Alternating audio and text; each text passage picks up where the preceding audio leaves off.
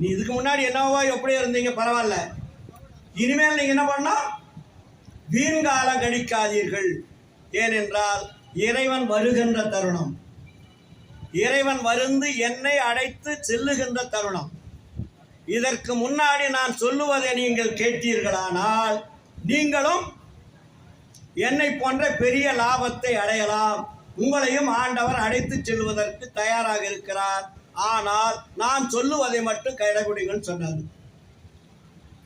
அப்பதான் அந்த ஒழுக்கத்தை கொண்டு வர்றாரு. ஆண்டவர் வருகின்ற வரைக்கும் நீங்கள் என்ன பண்ணணும்? நெல்லொழுக்கத்திற்கு வருவதோடு மற்றவர்களையும் அழைத்து வாருங்கள் எழுதுறார் சார். இது எந்த ஞானி சொல்ல முடியும்?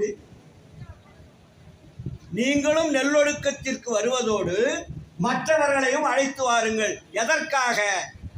ஆண்டவன் என்னை காண வருகிறார். நீங்களும் அவரை பார்ப்பதற்கு ஒரு நல்ல தருணம். இது நல்ல தருணம், அருள் செய்ய இது நல்ல தருணம். பாடிக்கிறோம் இல்லையா? ஏன் இந்த தருணத்தை நல்ல தருணம் சொல்றாரு? இது நல்ல தருணம். இப்போ நாளைக்கு இல்ல, நேற்றல்ல, இது நல்ல தருணம் அருள் செய்ய, இது நல்ல தருணம் அருள் செய்ய சொல்றாரா? அப்போ இறைவனை வர வைத்து நம் கூட இருந்த சன்மார்க்க அன்பர்களை அழைத்து செல்வதற்கு வள்ளலார் தயாராக இருந்தார். ஆனா அதுக்கு என்ன வேணும்? இறைவன் இன்னைக்கு கூட நம்மளை கூப்பிட்டு போறதுக்கு தயாரா இருக்காது சார். ஆனா அவர் அழைத்து செல்லுகின்ற அளவிற்கு நமக்கு தகுதி இருக்கிறதா? அதை தான் நம்ம யோசனை பண்ணணும். நாளைக்கு நம்மள ஆண்டவர் வந்து நாளைக்கு 12 மணி கூட கூட்டு போயிடுவார். எப்போனாலும் கூட்டு போறதுக்கு அவருக்கு ரெடி. ஆனால் நம்ம தயாரா இருக்கிறோமா? தயாரா இருப்பதற்கு நாம் என்ன செய்ய வேண்டும்? வள்ளலார் என்ன ஒழுக்கத்தை சொன்னார் நமக்கு? 4 ஒழுக்கம். நீங்க எல்லாம் படிச்சதுதானே, நம்ம அதிகமா சொல்ல வேண்டியதில்லை.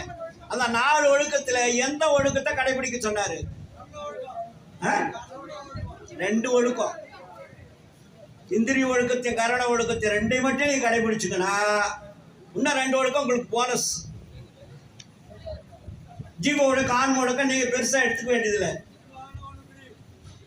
இந்த 2 ஒழுக்கத்தை நீங்க கடைபிடித்துக்கு தயார் ஆயிட்டீங்கன்னா உங்களுக்கு ஆட்டோமேட்டிக்கா ஜீவன் ஓப்பன் ஆயிடும், ஆன்மா ஓப்பன் ஆயிடும், உடம்பில் இருக்கக்கூடிய அத்தனை அணுக்களும் ஒளிமயமாக மாறும். நம்ம என்ன நினைச்சிருக்கிறோம்? இந்த உடம்போட மரணமில்லா பெருவாழ்வு நிறைய பேர் அதெல்லாம் பேசிட்டு இருக்காங்க. இந்த உடம்போட மரணமில்லா பெருவாழ்வு வாழ்வதற்கு சான்ஸே கிடையாது. அப்படிலாம் நம்பிட்டு இருந்தா ஏமாந்துருவீங்க. அதையும் வள்ளலார் சொல்றார், ஷார்ட்டா சொல்லிடுறேன். ஊன உடம்பே ஒளி உடம்பாய்